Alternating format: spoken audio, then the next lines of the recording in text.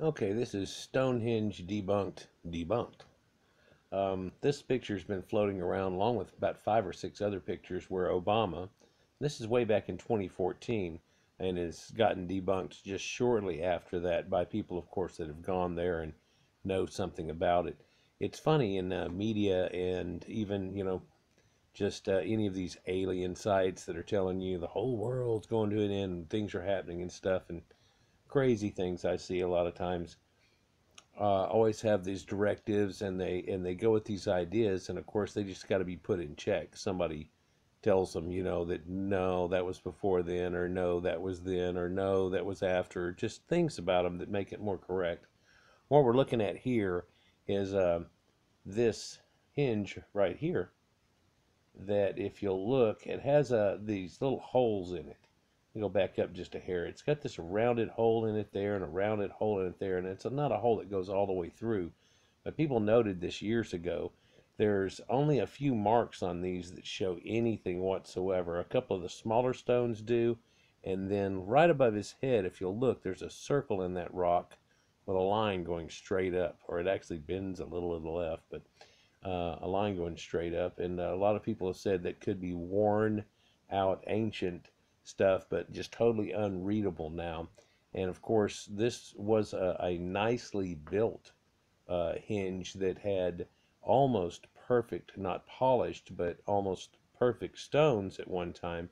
And sitting in this British weather, going through the harsh winters and summers, and all the rains that it have, and the erosion that happens to it, and the things over time, it just ruins it and kind of destroys it effectively. But the thing in question that they talk about, this guy says, these pics are going around. Can someone explain why this stone looks fake? There's a few pics of the Prez walking by the stone, and it doesn't look natural. It looks like a layer of plaster. There's also a whole notion the Stonehenge was built in the 50s, and there's some pretty compelling photographs. I'd like your opinions, please. Thank you. Well, here's the deal on this. My dad had a book that he had given me that had like Wonders of the World in it, and one of the things was Stonehenge. It was one of the few that were left that you could actually see something of, and it went into depth about it, and it showed one of these stones here, and there was an older picture that was over on the side marker where it showed kids sitting inside of it, and they said that they had to fill that in for fear of it collapsing one day shortly. And of course, if it did, it could be a domino effect, because when they first found them, it looks like whenever like the earthquake or whatever had released them, that you had somewhat of a domino effect on a whole third of a part of it, and perhaps more of it, or it fell down in different stages. But to me, it always looked somewhat oxidized a little bit and squared off. And the idea was, is this a casket, like an Egyptian style casket, that is buried inside of a stone? And if you remember the old Excalibur movie, that had Merlin trapped inside of a stone with the whole idea. And so my mind went rampant when I was a kid with the idea, but then looking into it real quick, you found out that they had actually concreted and rebarred that thing in, and in doing so, it gave it that appearance, and that they're not just like plaster on stone. But I think it's resurfacing on these sites where these people are thinking that everything's a mud fossil, that people poured these stones just recently, and then they turned into stone. Like you could like pour some concrete type thing and then turn them into stone. And you see plaster work all over Egypt, and then they try to equate a whole lot of other things with it. And most often than not, it brings into these mountain shapes that kind of look like faces, and all these other things about giants in the old days, which I've made a commentary on before. I mean, people saw dinosaur bones and they saw the shapes of giants and the things, and they made all these, connotations. Of course, this is old ancient stuff. It almost sounds like tribal Indian lore or something like that, and that's the dead body of the giant. But yet you see it still echoed today in movies like Moana, if you've seen that, when she lays down and she becomes the island, and then you look at it and you're like, oh wow, you know, that effect happens there. It happens at Machu Picchu, where whenever you walk down and into it in that first part, if you're looking at over the top of it, you can see a woman's face. and they tell you that some people can't see it and stuff, but you can see it. It's just like a face in the clouds and all these type of things. I'm not going to tell you that, that right here we don't see a dodo bird right here facing to the left, and there's this little beak, and oh look, there's a bear chasing him. See the little bear there? It's even got an eye in the right spot. No, I'm not. Okay, let me show you something about the 1950s and what they found out about this. Here's an old picture here that was done in the 1800s. It's a sketching that's drawn of it and how it was all laid out. And it had already fallen down at part of this time. And they already said that they had tried to stand a few of the stones up that were leaning very badly. In this picture, you don't see many that are leaning very badly, but it does look collapsed in places. But it's not quite a real representation of it, is it?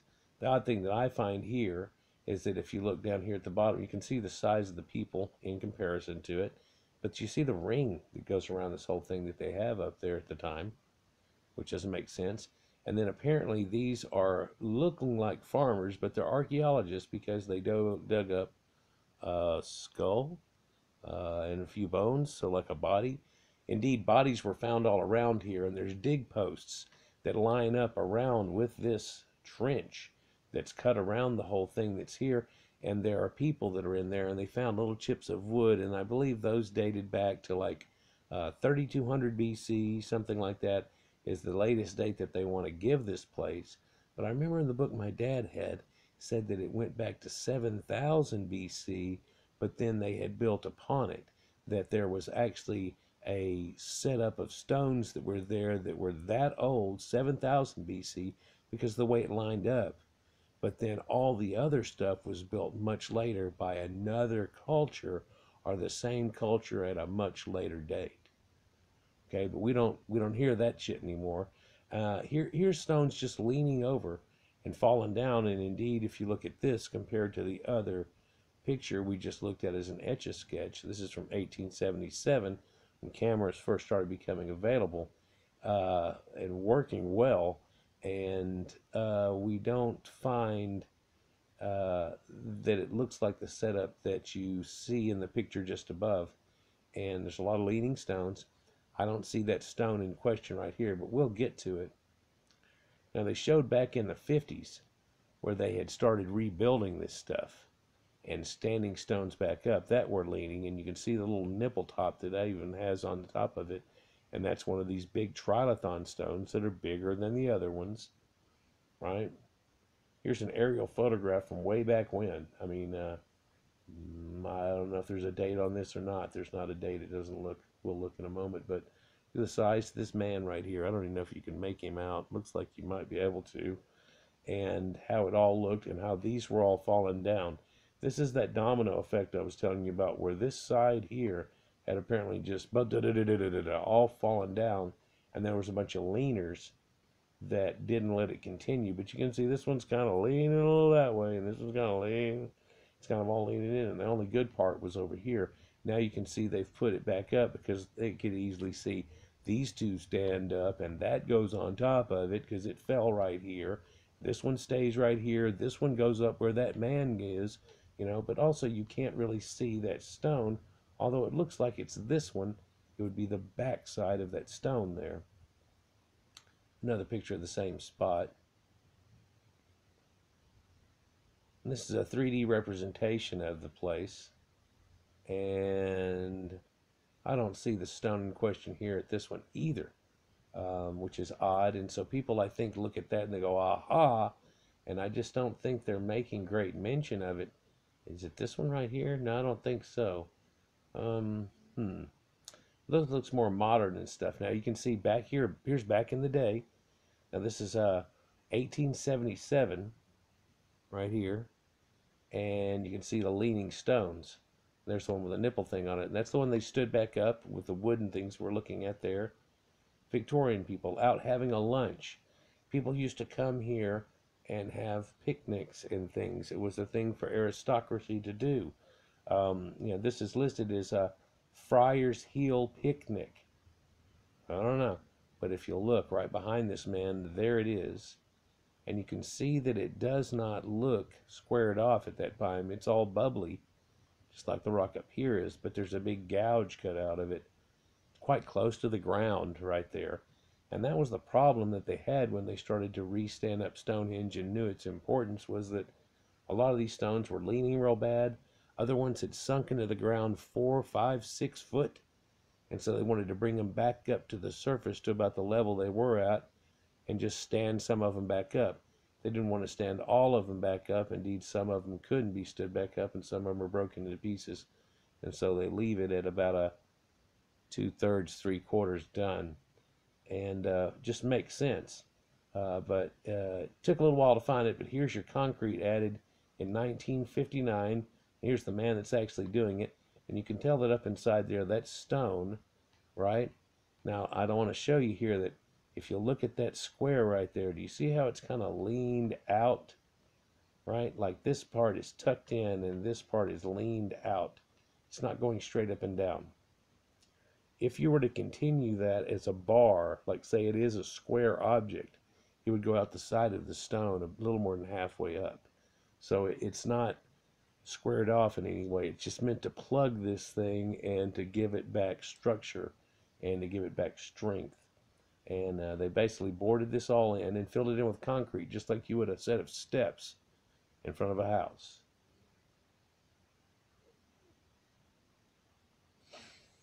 And this is the picture I was talking about, where kids and stuff used to sit inside of it. So you can see now how this used to look. You can imagine how thin the back of that is at this point.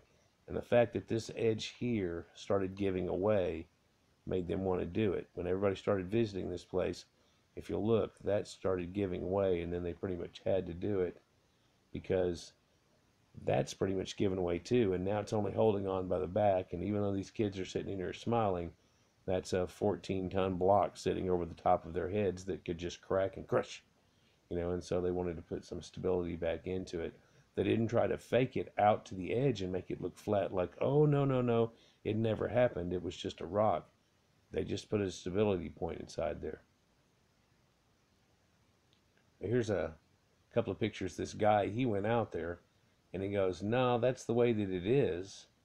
Here's the side that was good, that didn't really fall down, right? And they've stood up a lot of the other ones. In fact, there's the nipple stone right there. But now what those nipple things are is the bottoms of these have dents in the bottom of them. So right in here, there's a nipple on this stone, and it sets on that dent. It locks in. Now they do have some of those little lead locks that go that look like a, you know, I don't know, an axe head, if you will, that lock in between the two joints in a few places, but they use them in that manner. In fact, you can kind of barely see the one that was here, that was between here and here. And no, they didn't put that stone up, but I believe it's one of the ones sitting out here, although they did stand up this stone. So they only did a mediocre job, if you will, of putting it all back together, but I don't think they wanted to, and I don't think the public wanted them to try to make it look like it did 3,500 years ago. No, we were just trying to keep it from falling apart. It's the expression that they give. A couple of oddities, though, that are here. This stone looks like it's been made out of 2 stones put together, or with this crack in the center, maybe even 3. Like this is a stone, and this is a stone, and then there's a sandwich on top of it. You know what I'm saying? And the oddity about this same stone here that he's standing beside is that it has this one blemished area on it that's real smooth. You know, it looks like it's, God knows what was on there before, but now we come down, and even on his visit, there it is. And you can see at this point, it's already dug back down into the dirt, right?